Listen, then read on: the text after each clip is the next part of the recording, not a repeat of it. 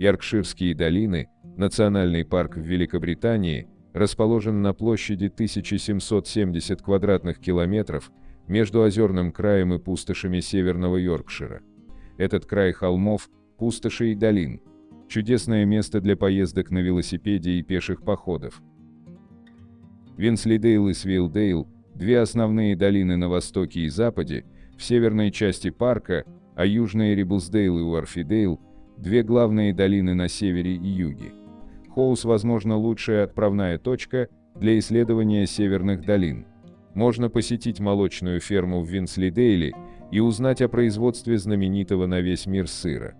Неподалеку находится самый высокий водопад Великобритании – Хардроу Форс.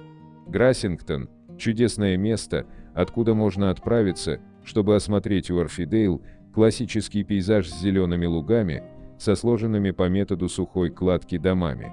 Желающие могут исследовать долины на автомобиле или прокатиться по местной железнодорожной линии. Путешествие незабываемо, можно приобрести специальные билеты и ненадолго выходить на каждой станции, а затем ехать дальше. Советуем выйти на станции Дент, одной из самых высокогорных в стране, и пешком спуститься в сказочную долину внизу. Долина Уорфдейл тянется на северо-запад от нижнего края Йоркшира. Деревня Болтон-Эбби стоит у входа в национальный парк. Болтонский приорат был построен в середине XII века. Большое восточное окно до сих пор обрамляют высокие арки, а неф используется как приходская церковь. В 3 километрах к северу, у места, называемого Стрит, река Уорф, пенясь, проносится через пороги. Многие утонули, пытаясь здесь перепрыгнуть поток. Дорога Б-6160 идет по Уорфдейлу на север к Грассингтону, главной деревне этой долины. Расположенный здесь музей Верхнего Уорфдейла дает представление об истории района. Небольшая дорога идет на север по Литгандейл, и через 6,5 километра вы попадете в Арнклифф, где в трактире «Сокол» подают прекрасное пиво.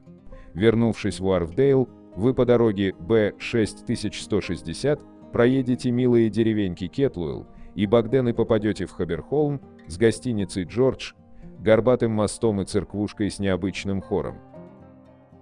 За пределами национального парка находится деревня Рипли.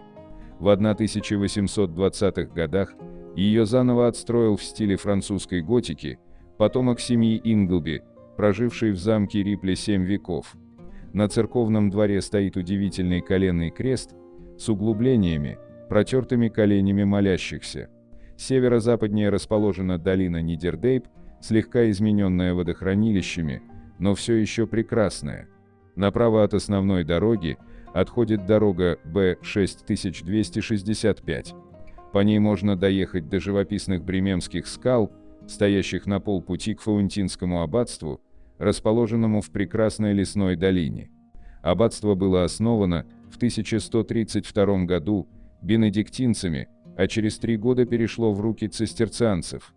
До сих пор сохранились трапезная, лазарет, дом настоятеля, кельи, галерея, зал капитула и гигантский подвал со сводчатым потолком, длиной 90 метров. В 1720 году землю и руины приобрел Джон Ислаби.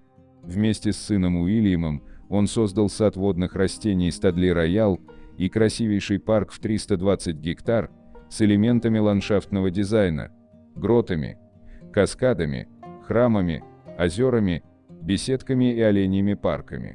В 3 километрах к востоку, в Рипоне, стоит Нормандский собор Святого Петра и Святого Уилфрида. Он построен над саксонской криптой VII века. Очень красив западный фасад с 2 башнями-близнецами. В 16 километрах на северо-запад находится Мэшем. Во время экскурсии по Тикстонской пивоварне попробуйте крепкое светлое пиво и знаменитый Ale Old Peculiar, темный, как патока, и очень крепкий. Дороги А-6018 и А-684 уходят на запад вдоль реки Юр, в долину Винслидейл, знаменитую сырами и красотой сельского пейзажа. На севере лежит Свилдейл, самая каменистая из долин Йоркшира, за исключением Аркингардейл на северо-западе. Здесь расположены деревни Келт, Туэйт, Мьюкер и Ганнерсайд. В восточной части долины на скале стоит мощный нормандский Ричмондский замок. Его донжон достигает в высоту 30 метров, а толщина стен превышает 3 метра.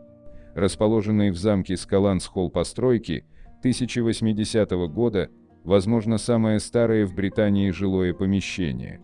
В Ричмонде наибольшая во всей стране рыночная площадь, с расходящимися от нее в разные стороны старинными узкими улочками.